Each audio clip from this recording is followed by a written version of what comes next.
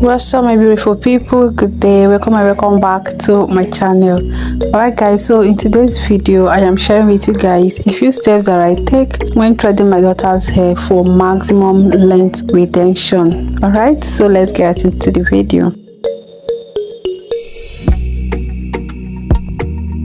So the first thing that I do is to detangle and moisturize my baby's hair properly. This step is very important, especially if you're going to be using wool to thread your daughter's hair instead of the original elastic that is known for African threading. If you're going to be using wool, I noticed that wool dries out the hair, so it's best to moisturize the hair properly and detangle the hair properly before threading my baby's hair. And that is what you can see me do.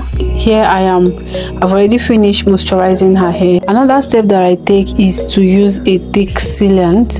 In this video I was using a pomade to seal her hair after putting the moisturizer, so that her hair will be as moisturized as possible by the time I take the threading down.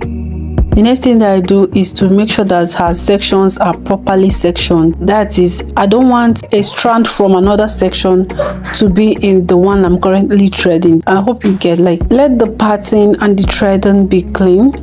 That way you're not going to cut your hair. African threading can be painful, so if there is a strand from another section crossing over to the one that you're currently working on, it's going to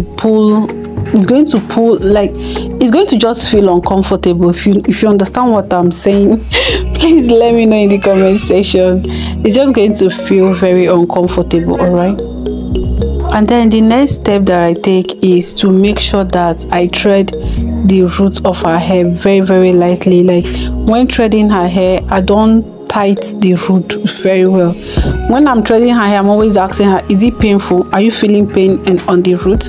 If you are feeling pain, let me know, because when I'm making my own hair, I know to loosen my hand when I feel tension, right? But when I'm making someone else's hair, I wouldn't know unless the person tells me. So that is why when I'm threading my daughter's hair especially, I'm constantly asking her, is it okay? Does it feel light? Are you feeling pain anywhere? If she says she's feeling pain, I'll ask her, can you point to the place? Let me know. So these are the steps that I take to make sure that I am not causing more harm than good, right? And these steps have shown me great results. I would like to, and that's why I say let me come and share with you, because some of the complaints I hear people talk about threading is the fact that it's drying out their hair or is breaking out their hair. So if you notice these things, you just have to follow the steps that I've shared with you to reap the maximum benefit.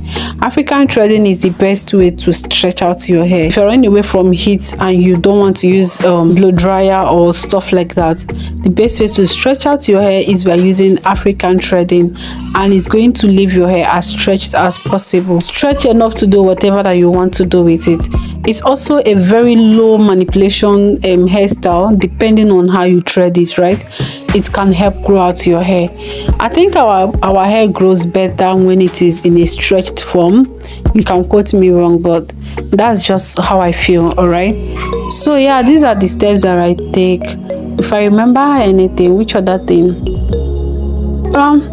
Yeah, that is all. So if you follow these steps, you'll be able to retain more length when using African threading as a protective style. On this very day, I wasn't really doing this type or anything serious. I just wanted to stretch out my baby's hair so that I can trim the hair the next day. Alright guys, please, if you enjoyed this video, please give me a thumbs up and subscribe to my channel for more content like this. And if you have any suggestion or you want to add something, please also let me know in the comment section.